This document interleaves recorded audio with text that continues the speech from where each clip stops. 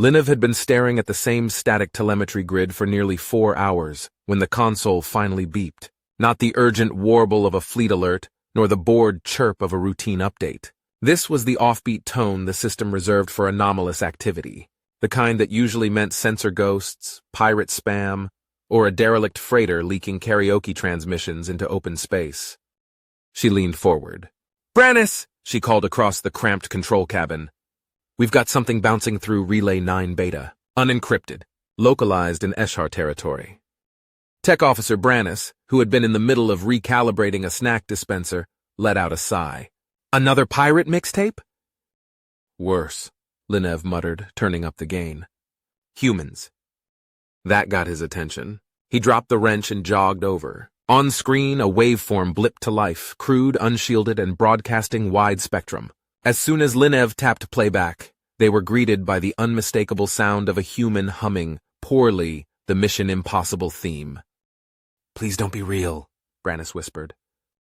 A voice crackled through the channel. Male, slightly raspy, enthusiastic in the way of someone with too much adrenaline and not enough supervision.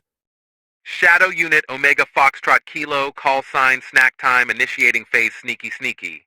Jenkins, you're up."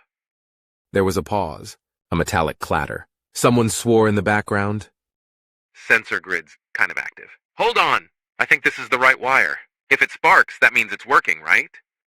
There was a spark, then a very human yelp. "Good hustle, Jenkins. Classic misdirection by electrocution. Mark it down as intentional." Linev blinked. They're narrating their own infiltration mission. Brannis was already opening a line to Commander Feskal. By the time Feskal stormed in, shoulder pads crooked, still fastening his uniform collar, the humans had progressed to what appeared to be a hallway traversal segment, complete with whispered footstep sounds, and what Linev could only assume was someone dragging a broom along the floor for ambiance. "What in the frozen spiral am I listening to?" Feskal growled. "Unsecured human signal," Linev said calmly. "Live commentary from an infiltration op, probably parody. They're calling themselves Shadow Unit Omega Foxtrot Kilo." "Call sign snack time," Brannis added, as if this detail somehow helped. Feskal stared at the screen. At that moment, a new voice chimed in. Female, dry, impatient. "Why are we carrying actual boxes?" "Immersion," the first voice replied.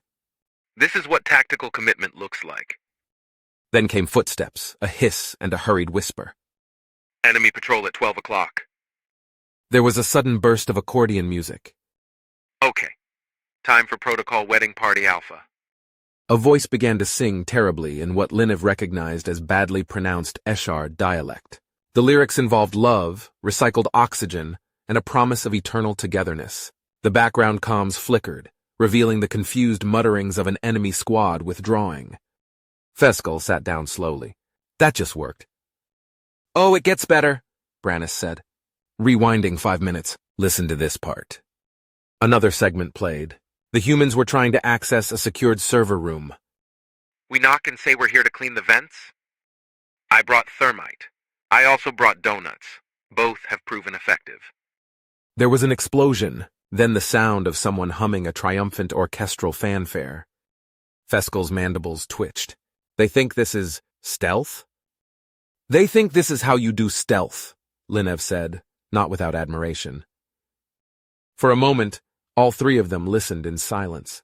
The humans were casually discussing extraction options. Jenkins was arguing about whether phase skedaddle should include rappelling or just running really fast. Feskal stood up again, rubbing his face.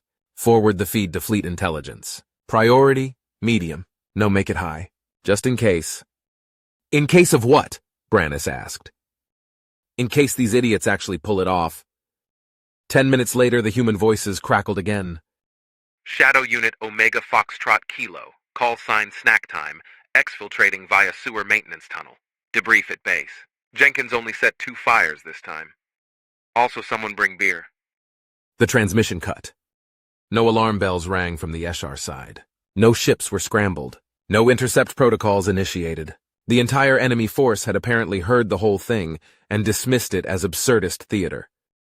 Feskal crossed his arms and stared at the now empty signal screen. We're going to have to redefine stealth, aren't we? Brannis nodded. Or outlaw humans again. Linev just sat back in her chair, replaying the transmission for the 4th time. Snack time, she said, shaking her head. Stars help us. They even branded themselves. The transport to Fleet Command was silent, save for the hum of the stabilizers and the occasional involuntary sigh from Brannis. Linev hadn't spoken since they'd left listening post 3 Zeta. The moment they had forwarded the snack time transmission up the chain, everything had gone sideways. Someone in Central had listened to 5 minutes of the audio, flagged it for possible security incident, and ordered an immediate personnel recall. Now, they were en route to Sector Command HQ, being treated like they'd discovered an enemy superweapon instead of what Linev still insisted was a group of humans narrating their own idiocy live. Fleet Command headquarters loomed into view.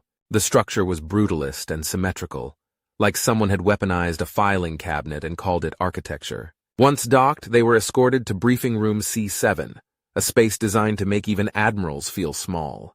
It smelled faintly of burned synth coffee and panic. Inside, 3 ranking officers waited. Commander Feskal was there, already seated, his mandibles twitching like they always did when he had been awake too long. Beside him sat Admiral Taven, whose ceremonial armor bore more medals than practical plating, and across from them was Intelligence Director Seltry, who looked like she hadn't blinked in several minutes. The room's primary display lit up. Someone had already cued the human transmission.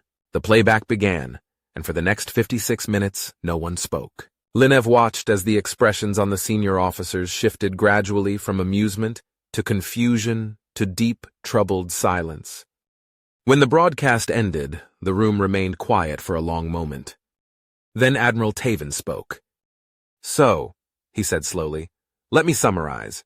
A team of humans infiltrated an Escher intelligence facility, recovered 42 terabytes of data, destroyed 2 minor infrastructure nodes, and exited the system undetected. Yes, sir, Brannis said. He looked like he wanted to disappear into his uniform. And they did this while broadcasting the entire operation over open comms, using no encryption, with running commentary, with theme music. Yes, sir, Linev said. They hummed most of it themselves. They posed as a wedding party, Feskal added quietly.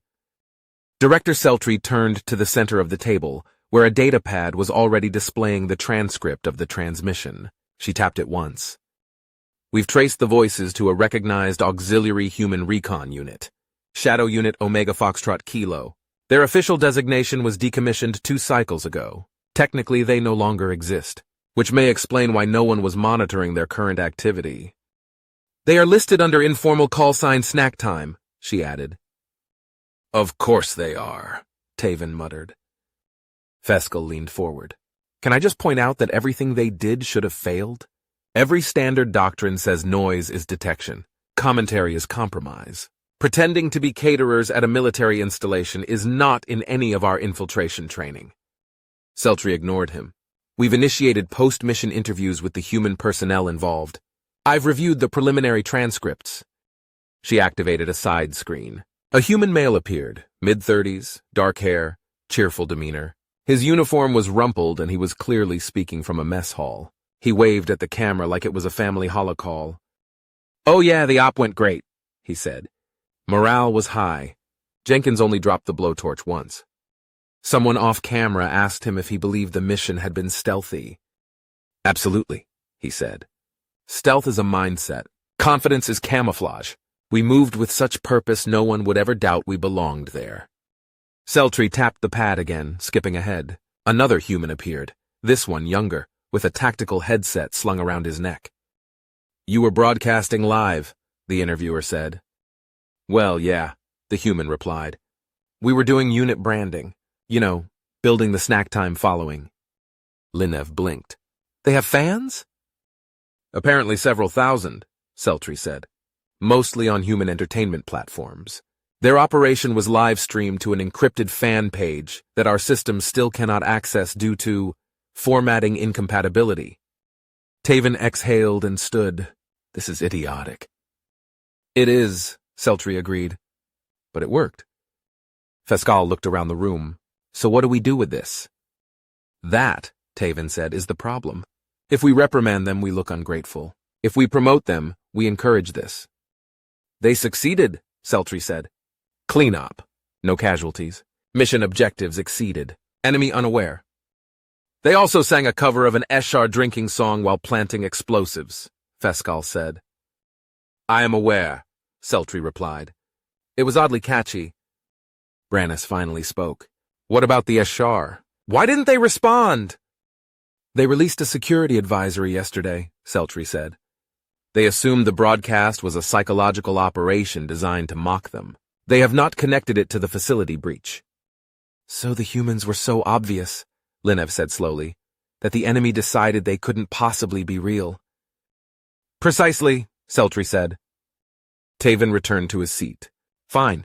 Final recommendation? Seltry consulted her tablet. Operationally effective. Strategically indecipherable. Taven stared at her. That's a report category? It is now. As the meeting adjourned, Linev and Brannis filed out behind the senior officers. Feskel stopped them at the door. Next time you pick up something that sounds like it came from a low-budget comedy broadcast, he said, flag it sooner. Linev nodded. Sir? But to be fair, it did start with someone humming music into a microphone.